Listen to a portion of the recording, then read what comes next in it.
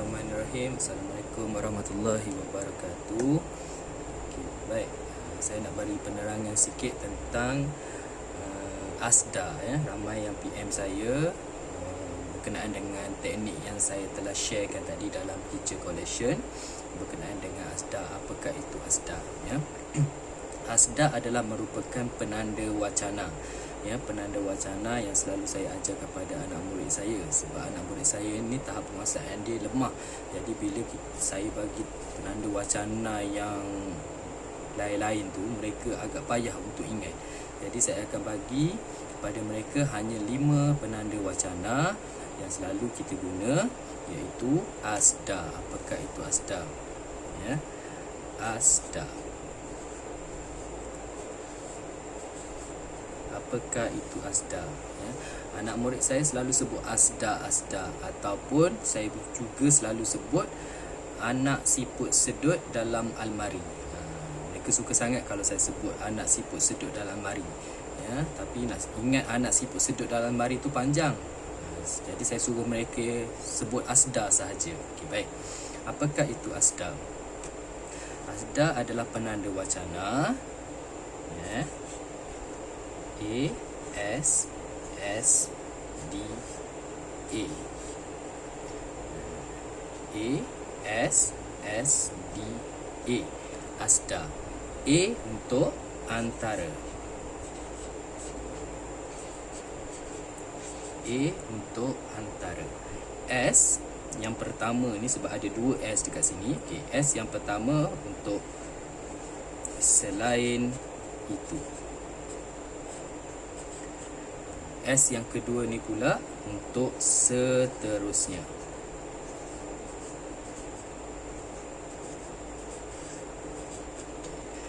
Untuk D di samping itu.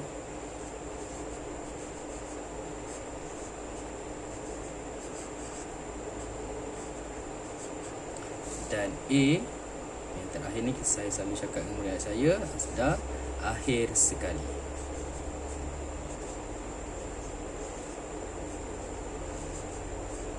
Ya. Okay, ini adalah ASDA. A S S D A. A untuk antara, S yang pertama untuk selain itu, S yang kedua untuk seterusnya, D untuk di samping itu, A untuk akhir sekali. Bagi anak murid saya, mereka selalu keliru tentang S ni. S ni mereka selalu keliru. Mereka selalu tanya, cikgu, nak guna selain itu dulu ke nak guna seterusnya dulu? Okey, saya selalu cakap pada mereka, tak kisah, awak boleh guna seterusnya dulu boleh, awak boleh guna selain itu dulu pun boleh. Sebab mereka sama sahaja ya. Selain itu dulu boleh, seterusnya pun boleh. Okey, baik. Kemudian ASDA, saya selalu cakap pada anak murid saya, ASDA ini adalah perumah. ASDA adalah perumah. Bila perumah, kebanyakan rumah mesti ada tangga. Mesti ada tangga. Jadi saya namakan dia sebagai tangga ASDA. Okey. Setiap ASDA ni, 5 ASDA ni ada tangga mereka masing-masing. Ya, ada tangga mereka masing-masing.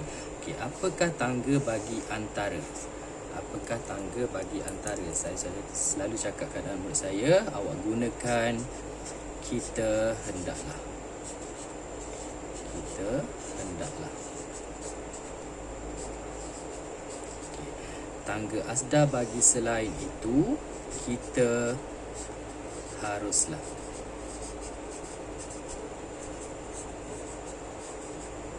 Tangga ASDA bagi seterusnya, kita perlulah.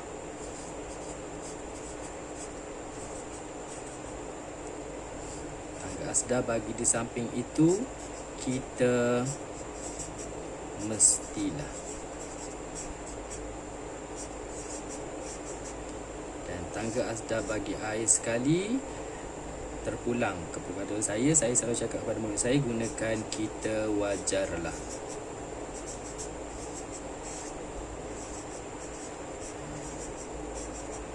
Yang ini tak kisah, dia boleh bertukar-tukar. Sama ada nak guna hendaklah dulu ke, nak guna perlulah dulu ke, tak kisah, mana-mana pun boleh, sama aja. Ya. Ini terpulang kepada kreativiti anak murid cikgu lah, nak guna yang mana dulu. Ya. Okey, kalau macam asdar ni, dia dah tersusun. Antara, selain itu, seterusnya, di samping itu, air sekali. Cuma yang boleh ubah yang ini sahaja boleh ubah. Sama ada nak guna selain itu dulu ke, nak guna seterusnya dulu ke, tak kisah mana-mana. Yang lain kena sama ya cikgu. Okey, baik. Kita beralih seterusnya. Okey, itu asdar. Kemudian tentang teknik yang saya kongsikan tadi, iaitu teknik kitaran. Teknik kitaran. Dalam teknik kitaran ni ada asdar. Dalam teknik kitaran ada asdar. Kemudian daripada asdar pergi kepada tajuk. Okey, daripada tajuk pergi pula kepada tangga asdar.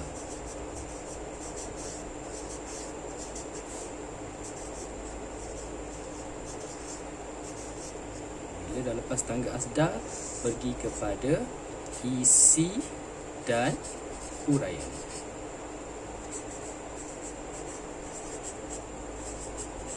Kemudian balik semula kepada asdar. Macam mana nak guna teknik kitaran?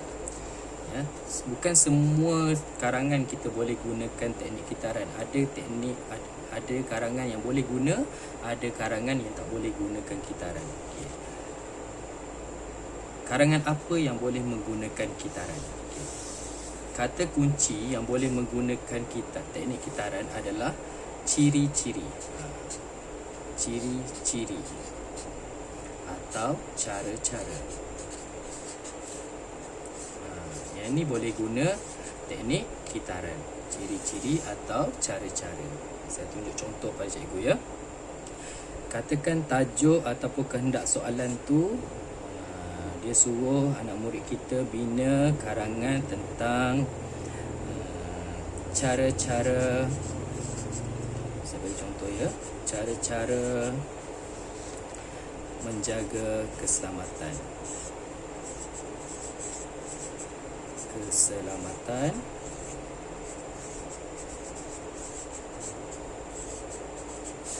di taman permainan.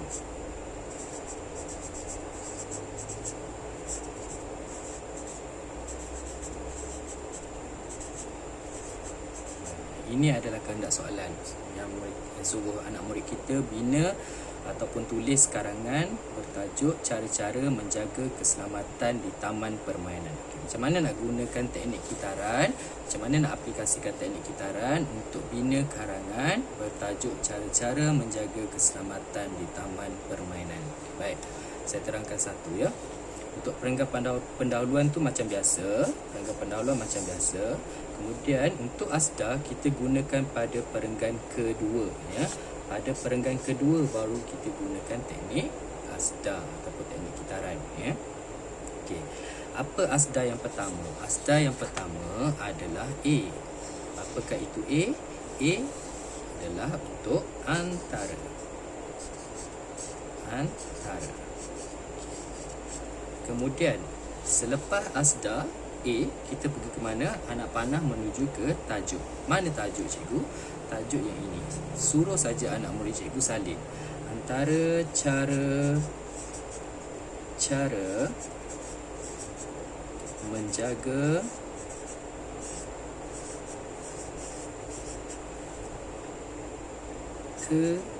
keselamatan di taman permainan. Okay, itu tajuk. Kemudian selepas tajuk, anak panah bergerak ke tangga asdar. Apakah tangga asdar bagi antara? Apakah tangga asdar bagi antara? Tangga asdar bagi antara adalah kita hendaklah salin saja anak murid cikgu suruh salin saja. Kita hendaklah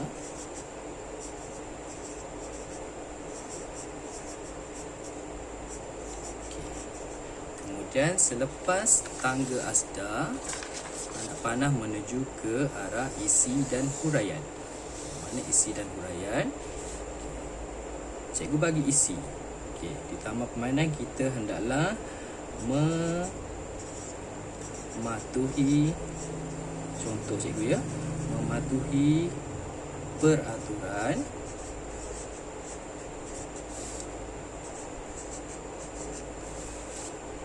yang telah ditetapkan. Okay. Habis. Lengkap satu perenggan. Kalau cikgu ada contoh-contoh, cikgu boleh suruh anak murid cikgu masukkan contoh-contoh ya. Okay, saya terangkan sekali lagi cikgu ya. Teknik kitaran. Kitaran asda, tajuk, tangga asda dan isi dan huraian. Contoh yang saya bagi tadi, asda. Yang pertama, apa asda? Antara. Mana tajuk? Cara-cara menjaga keselamatan di taman permainan. Mana tangga asda? Kita hendaklah. Mana isi dan huraian? Mematuhi peraturan yang telah ditetapkan. Ya, sama juga untuk seterusnya, untuk yang lain-lain, asda yang lain-lain tu pun sama juga. Okey.